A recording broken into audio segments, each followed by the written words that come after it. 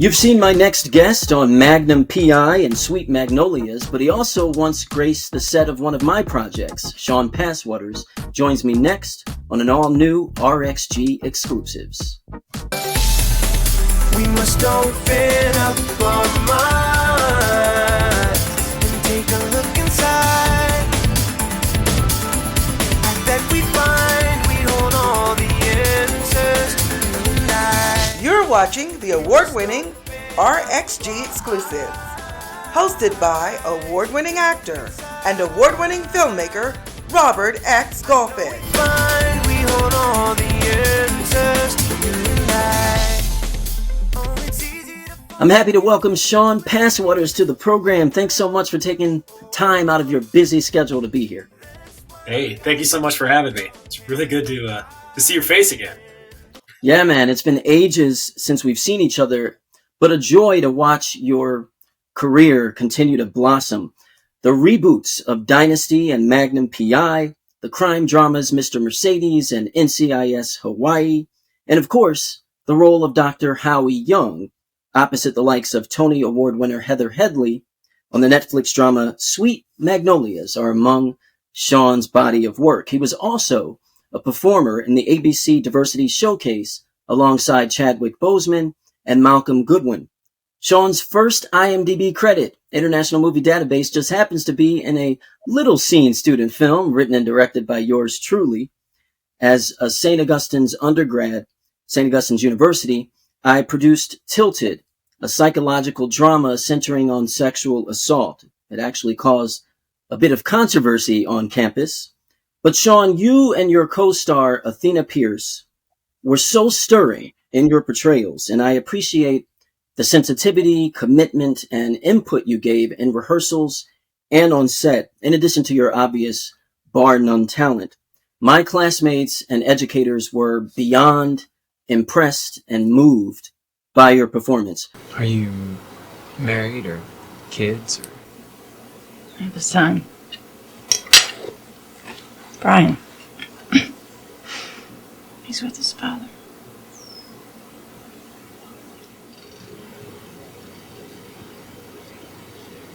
When you reflect on student works like mine, short films, and maybe even personal projects of yours, how did those experiences help prepare or at least complement where your career is currently and where it's headed?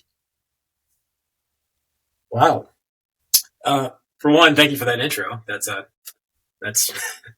wild intro.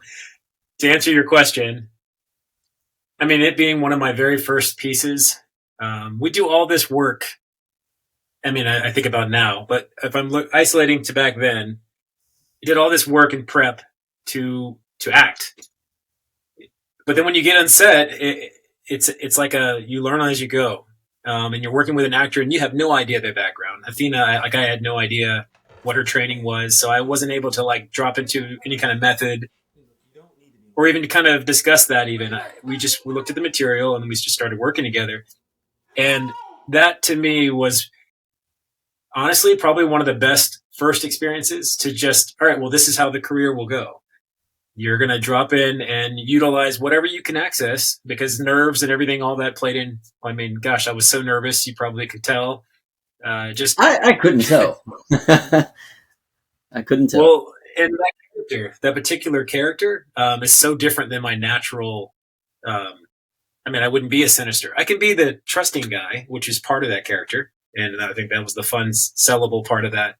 But having to attack her in the dark alley, and that was that's like out of my repertoire in terms of things I would have experienced or even imagined myself doing.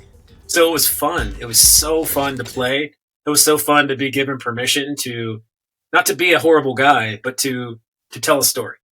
And I didn't figure this out so much later. I just knew I was seeking this thrill of acting, and it's safe. And I think I was more worried about people seeing us in the alley when we were shooting than I was about what that was going to do to me to take on a character like that.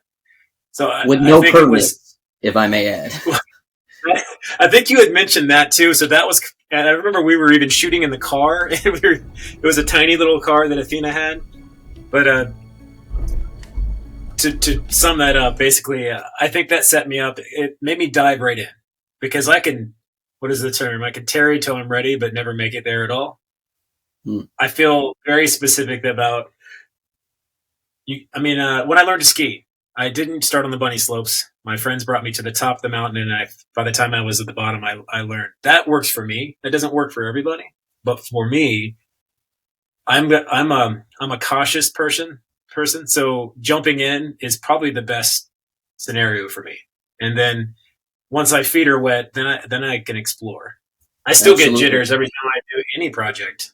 And it's just after I have those first conversations on set or after the first take, I can shake a little bit of it, but I like to use it too. I like to use it to, people they're confident in their everyday situations, but if it's a pivotal moment, I try to subside some of that, but I like to use those nerves to kind of just carry along the story. Yeah. I think if an actor goes to a project and there's no nerves at all, I'd be a little concerned. Now, Shawn, you and I share some ABC history. A year before you were selected for the talent showcase, I was a screenwriting finalist in their development program. But one of your co-stars in the showcase was the late, great Chadwick Boseman, and I'd be remiss not to ask what your experience was like working with him, but also befriending him, especially in those early years of both of your careers. He, among several other of the actors in that showcase, I mean, he's very welcoming. How do I, here I was, a South Carolina actor jumping into the big league of New York City. And it seemed like he was relatively new into it then, although he did have a quiet confidence about him. It was just kind of like we were all there at the grace of somebody else, is what it felt like. And maybe that's part of the ABC Diversity Showcase. They're helping us. They're helping you be exposed to something that maybe you wouldn't be exposed to at that early age or whatever. I felt a commonality with him. I felt a commonality with Malcolm.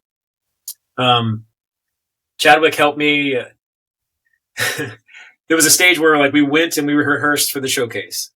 And then we all went home. Everybody went to their homes. They probably all lived in New York. I lived in South Carolina, so I flew home. And I remember him being on the phone with me talking about headshots and how he had a lady that he worked with.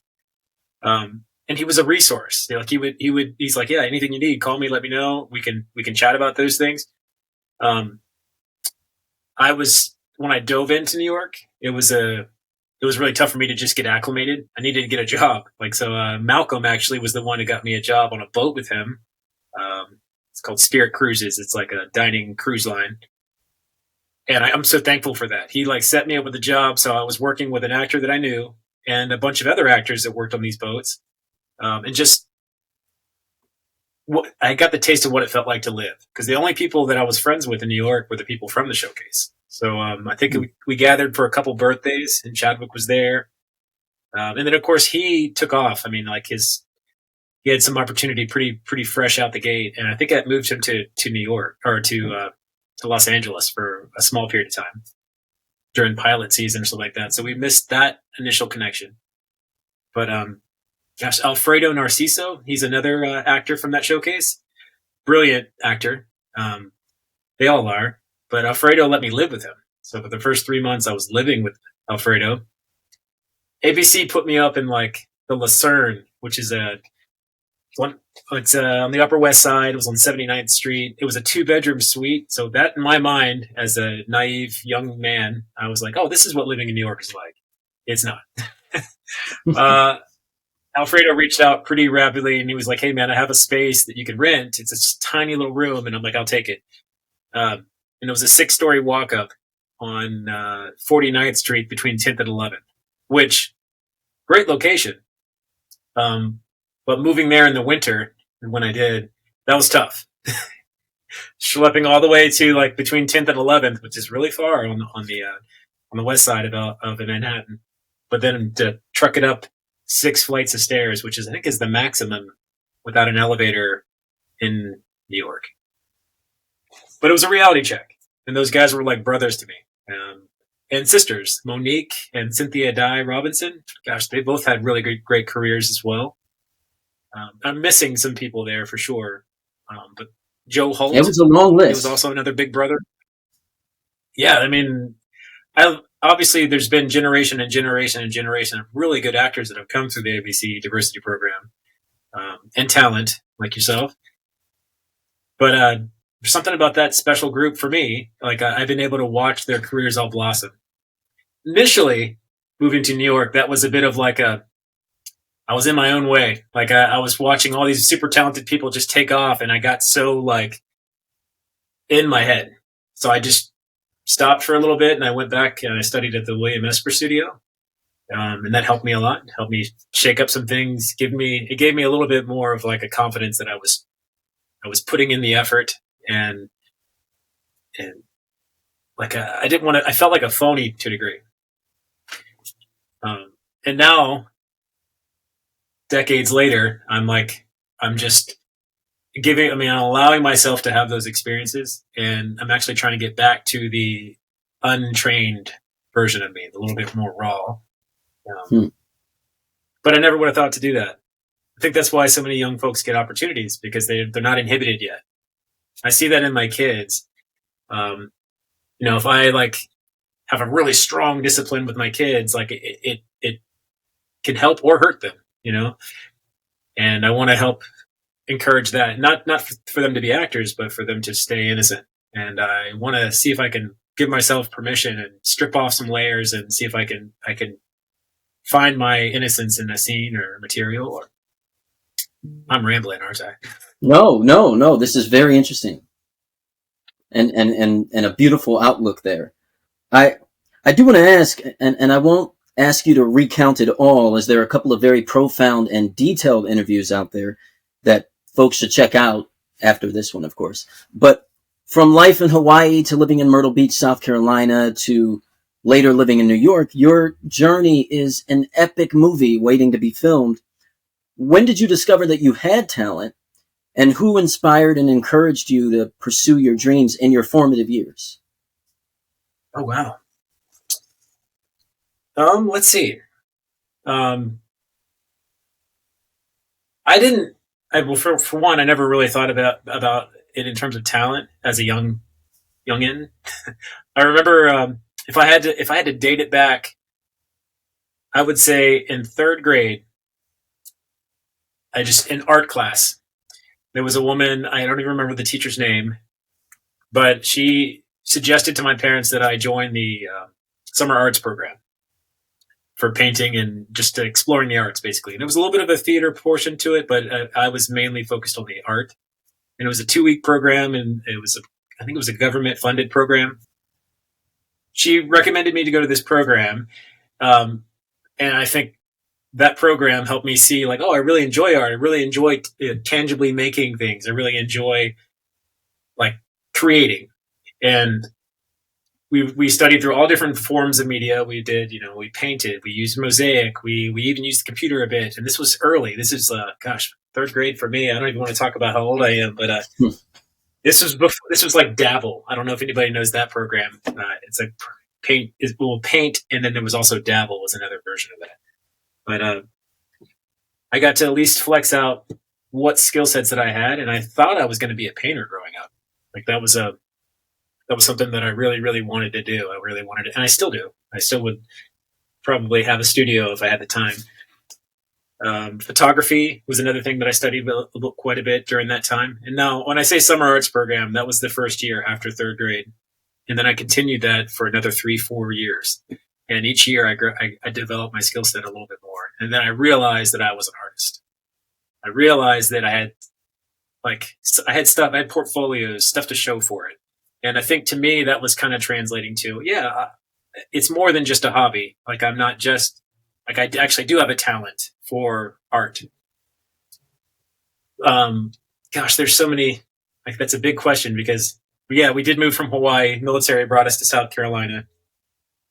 South Carolina, my mom and stepfather, we can just skip over periods of time here, but my stepfather, they thought it'd be best to try our hand where my mom was from in Ohio. So we moved to Ohio for a year. And wasn't a whole big arts program, but there was a theater program. And that was kind of like my first step into theater. and one of the professors up there in this tiny little school, just outside Zanesville, Ohio. In Philo, Ohio, little tiny school. And they did a bunch of productions, and I just kept auditioning for those. And because I was the only one that looked like me at school, I think it was a little easier for me to stick out. And also because I was so new, I didn't have any history as a young high schooler.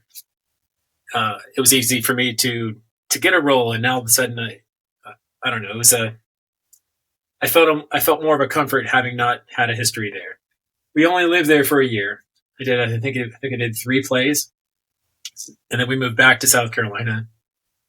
And I think that's the point where I didn't really pick up the art side. I kind of went with the acting side, school plays, and I think I dabbled with photography quite a bit there. But then senior year came along, and I'm trying to figure out where I wanted to go. I remember initially wanted to go to Ringling for graphic design, and I'm like, well, no, I should probably stay locally. I was dating a girl at the time and just kind of decided to stay in my hometown. I went to Coastal Carolina University.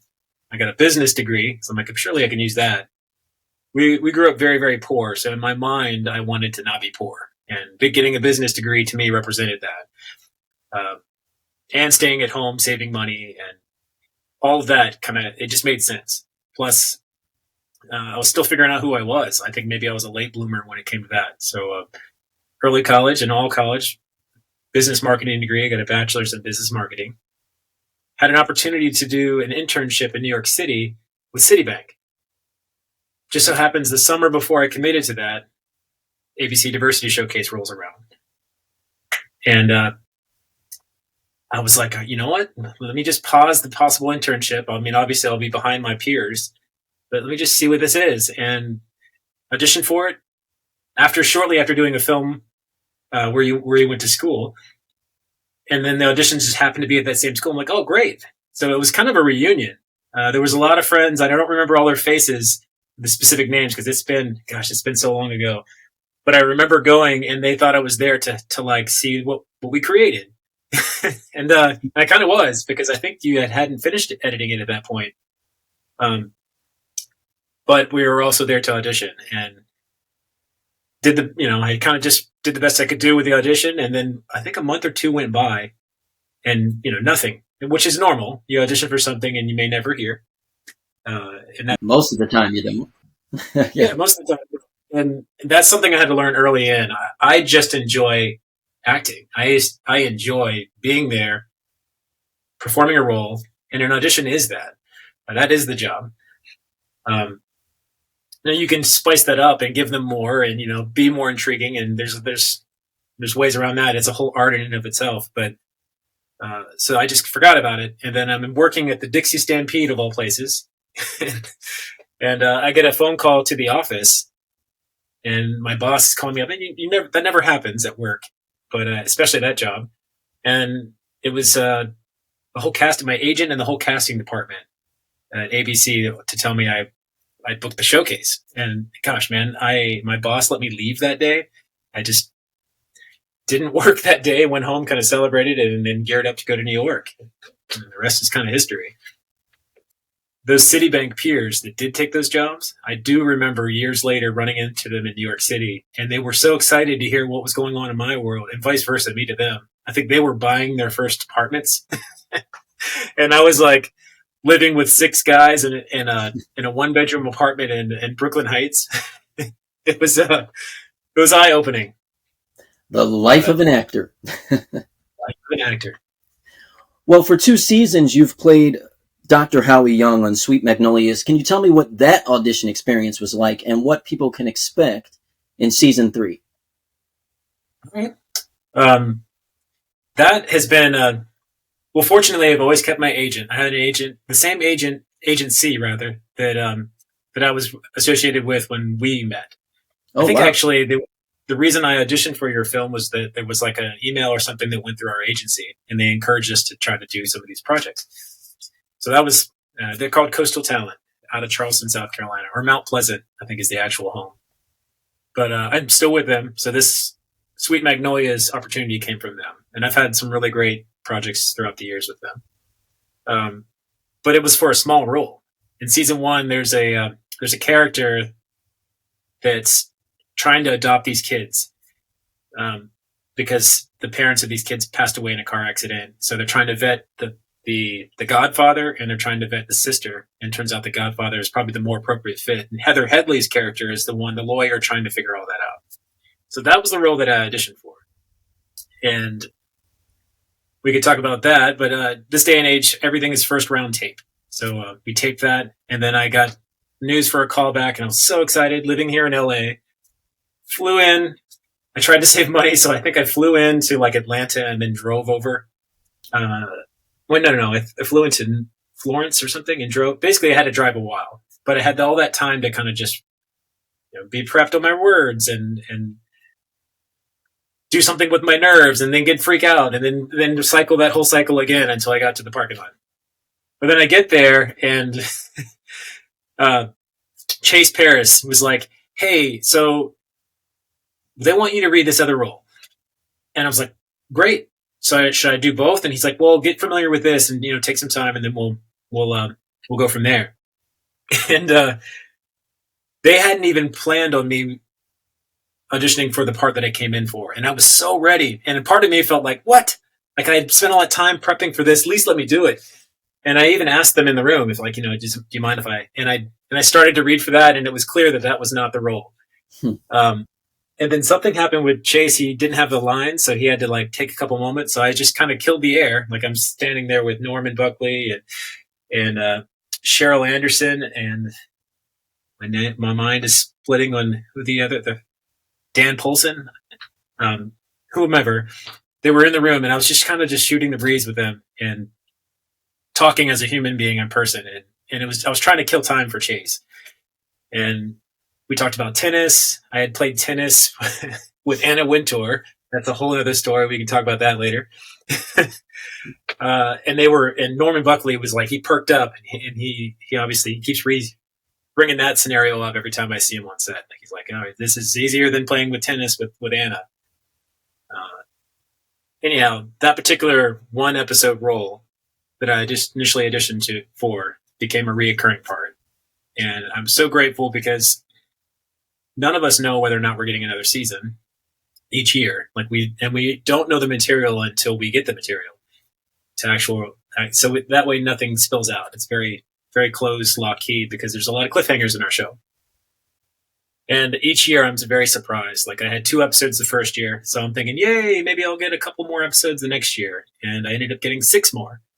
And there were some special scenes in there. They threw a birthday party for me. There was a lot of real personal things that just and the fact that it's set in South Carolina, and I grew up in South Carolina.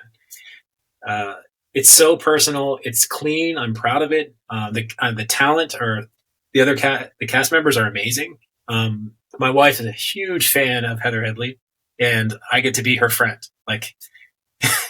And your wife is a musical theater artist herself. Yeah, and to be quite honest and transparent, when we were auditioning for this, when I finally got the actual material and before I went to go shoot, we're finding out who these stars are, and I like to get an idea of who I'm going to be working with. And Heather Headley came up, and I was like, I'm not sure who that is. I mean, she's gorgeous, and and my wife was so mad at me. She's like, "You don't know who this is?" So she showed me videos of her singing, I think it's The Prayer with Andrea Bocelli. And I'm like, "You shouldn't have done that." And now I have this oh my gosh, there's this person that is amazing, like a superstar. And she had just had a baby 13 weeks before, and here she was out there playing tennis with me in our first scene and first time ever meeting each other. But I think that also plays well for the character. We have a friendship, but and I won't say too much because I don't want to give away certain things of the show. But sure, I don't want you getting in trouble by Netflix anyway. Yeah, I'm a character, or I'm a citizen in that world of Serenity, South Carolina, and I have a history. And this is stuff that I'm learning as we go. I'm not just some guy that moved in and had a bit part and now I'm gone. And they've been generous enough to write me into a very significant amount of the show. Season 3, I don't have quite as many episodes, but I still get to play that wonderful spot where I'm I'm always everybody's friend. I'm everybody's doctor, but I don't do a whole lot of doctor work. I'm literally, I feel like we call myself the doctor of the heart. Yeah. I get to help move the story along and say some things to certain people. Listen, Shawn, I know you're a man of faith, and our business often presents challenges with respect to comfort level, values, and beliefs. And when one is married with children, as you are, that brings a whole nother set of responsibilities. How do you decide what projects align with your spirit, and have you ever had to walk away from an opportunity? For the most part, I've never had to be unbooked from a role. Like by the time I book something, usually my fears about whether or not I fit that character or not have been fizzled out. Like I either am that guy or I'm not that guy. And I think casting can kind of see that. And if I really wanted to be, this thing that would be out of the box for me, like I could probably flex into that. But I haven't had to like specifically walk out on a project. So usually it's at the very first initiation when I get sent the audition material. I'll read over the spot. If it's anything body, like physical body stuff, like shirtless guy or blah, blah, blah, like I'm older now and I'm a dad bod and there's a lot of other things in that, but like sometimes like I'll pass on something like that. There'll probably be a need for it in some Hallmarky, Lifetimey, Christmassy something like so I need to prepare for something like that. But I tend to stay away from that. But that tends to be the younger guys' game anyhow. So I try. I don't know. There's nothing that's been out of the question for me. But that also comes with who is your team, who is your rep, who's your manager, what agents do you have in all the different film media, be it print, commercial, legit work. And what do they know that you like? It's simple conversation. And I think anytime that I get rep, I try to have that long conversation of like what I am, what I know I book, what I'm a shoe in for genre wise, and then what I would maybe like to grow into. And I don't think anything in there is, I don't know. I think after talking with me, maybe they just see it's a collaborative thing. I would like to think that they would meet me and then be like, oh, he's probably fit for XYZ. So I do think being a man of faith, it's going to happen. And the more we talk about it, the more likely it probably is going to come up. But fortunately, at this point in my career, I haven't had to deal with anything super challenging. In fact, I was super surprised that Sweet Magnolias was so clean and so my kids can watch most of it. Everyone they grew up going to church with could watch and adores it.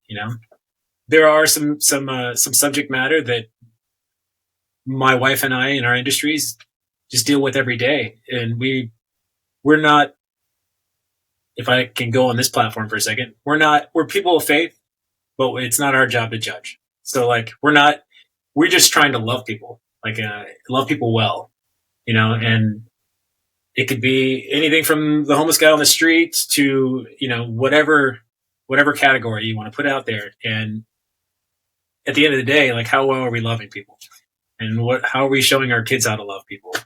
So I'm happy to be a part of a lot of different types of material. And, I do feel like a personal responsibility from where I grew up to enlighten like hard set mindsets, but also to, to not lose not throw the baby with the bathwater. Like I have a great foundation and I think they set me up with a certain type of character that I value. And if I can expand that for my family and siblings and friends and loved ones in the Southeast and wherever, then great. And hopefully through my work and storytelling. That's what I want. I want a career that does that. That, people are proud of where they live. And I'm very proud of where I live and where I've lived and what made me who I am. Well, just a few more questions as we wind down. Some number of years ago, you reportedly survived a brutal fall on subway tracks. If you're comfortable sharing, I'm curious what impact that made on your life and your general outlook. Man, nothing gets by you. We do our homework at RXG Exclusives. Yeah, you do. You definitely do. Gosh, so one of my last years living in New York, my wife and I decided we were going to move out of these fancy apartments and we move into a brownstone. And we were so excited to get this tiny little upstairs brownstone apartment. And then she gets called to return to Jersey Boys, the musical. My wife is super talented. Like, she's the talent and she's my muse and everything else. But she gets the call to go back to Jersey Boys and go on tour. So I'm living in this brownstone by myself after 2 months. And it was just a super lonely place. And we had a great community in New York City, like really good church community. So we did a lot of hangs there and whatnot. But at the end of the day, it was still like, it was lonely. And I would travel every 2 weeks to see my wife wherever she was on tour. And I just got back from seeing her in Washington, D.C. And I had to do a catering job. That was one of my survival jobs in New York. Early morning for a friend. And I remember taking the Bolt bus from Washington to New York City, not sleeping enough, trying to make a anniversary gift for my wife, like on Shutterfly, and then barely eating, getting up in the morning, forgetting that it's the weekend, and I go to the wrong train, realizing that train's not available, so I run to the next. So here I am, underfed, underslept, not prepared, so I'm running to the train up Court Square, and on the 7 train is an above ground train track. So I'm running and then I'm sprinting up these stairs. I'm wearing too much clothes, even though it was January. I just wasn't aware that it wasn't cold that day. And by the time I got to the train platform, the train door shut right in front of me. So I'm like trying to catch my breath, all of a sudden feeling very like winded and low blood sugar. And I remember leaning into an I-beam, and when I woke up, I was on the track, hurt, and under the train. Wow. Now, when I say under the train, not like it was very close. It was probably about 1.5 feet from like hitting my legs. But under the front of a train, there's about 5 or 6 feet or so, maybe more. I'm not too specific on that, but under the front of the train before the wheels come on, I was under there. And there was a nice gentleman, because the train had already stopped. I guess where I had fallen, there was enough time for the train to stop, but it stopped right over me. And there was a nice gentleman on the platform that reached down and was like shaking me to try to get me to move, or was I okay? And I started to come to, and ended up climbing up the front of the train, which is there's actually conveniently a ladder on the front of most of those New York City trains, which I found out the hard way. And then I had to go to the hospital, but all I had to say, I just fainted. I fainted and fell on the track, but that's how short life could be. And I remember, like, when I peered up from underneath the train, I looked up and I saw the train conductor, who was like surprised that I was alive and actually coming out from under his train. It was like, I can't get that image out of my mind. I went to the hospital and spent most of the day there.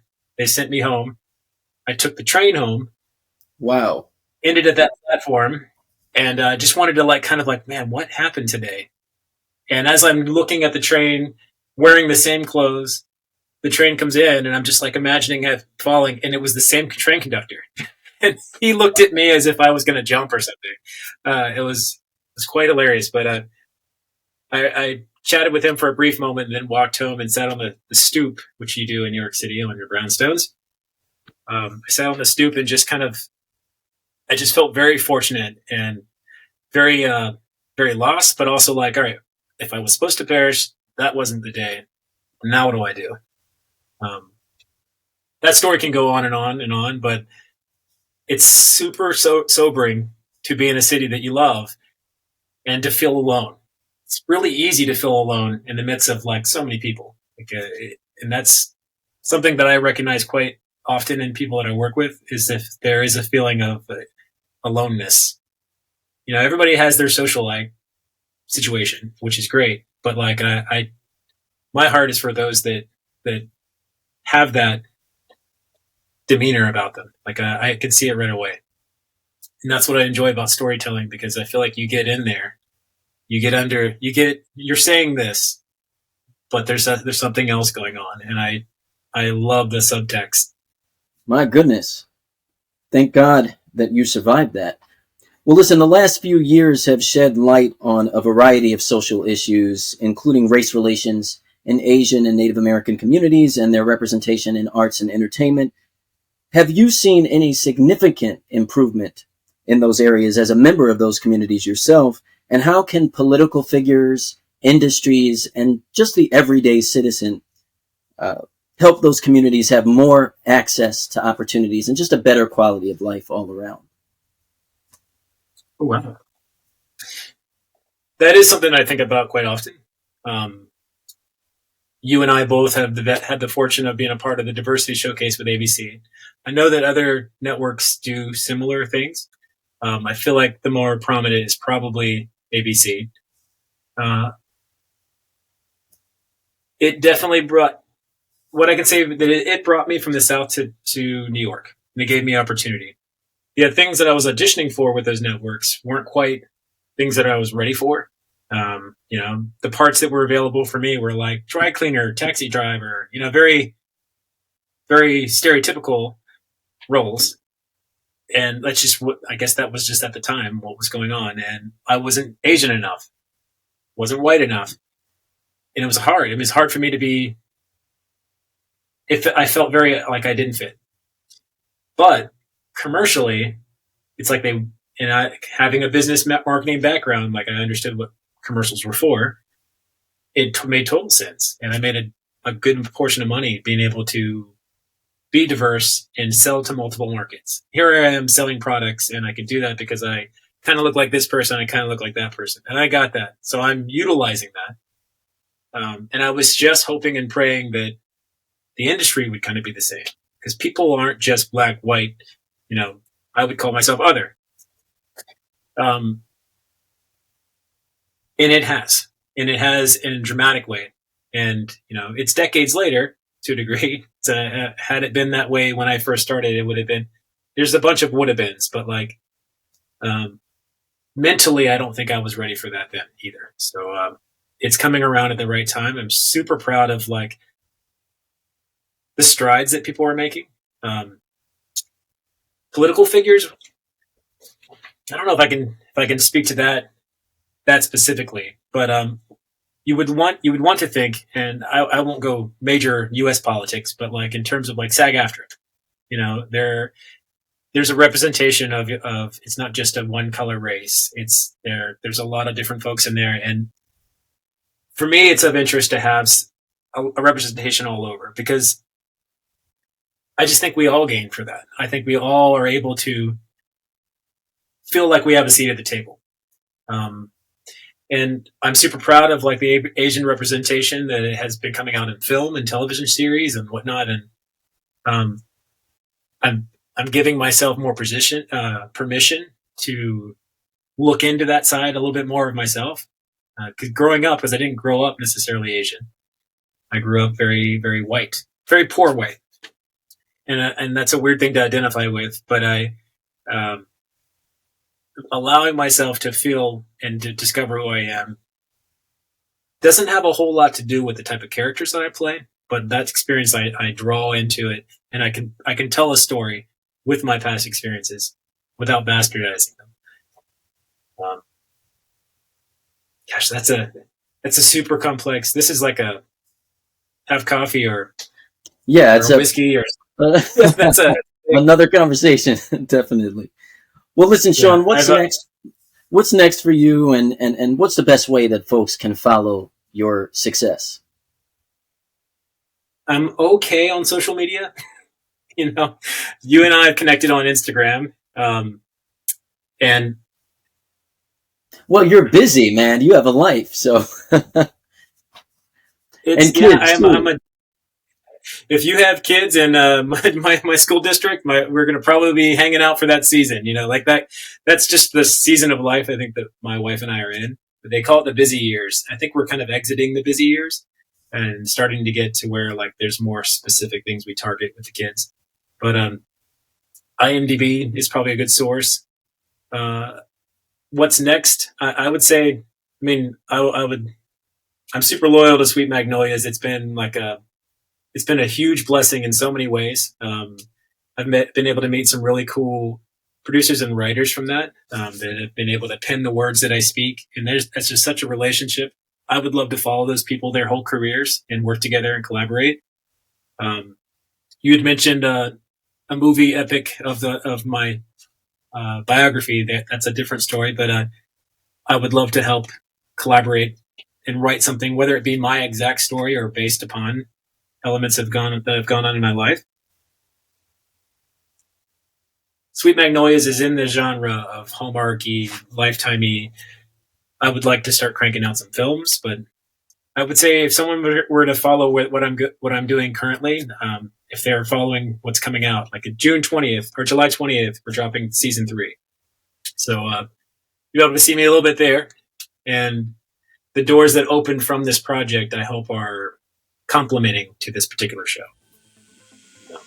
I have no doubt that will happen. And Shawn, I have to just echo my sentiments about working with you in the earlier days of your career. You made my job as a director that much easier, particularly given the strong subject matter, with your magnetic presence, your professionalism, your skill. I truly, truly look forward to seeing what you do next, and hopefully we get a chance to work with each other in the future. I thank you so much for spending a little time with me today and reconnecting. It's been great. It has been. I've talked a lot, so we will have to have a follow-up, and I need to hear about what's going on in your world. Yeah.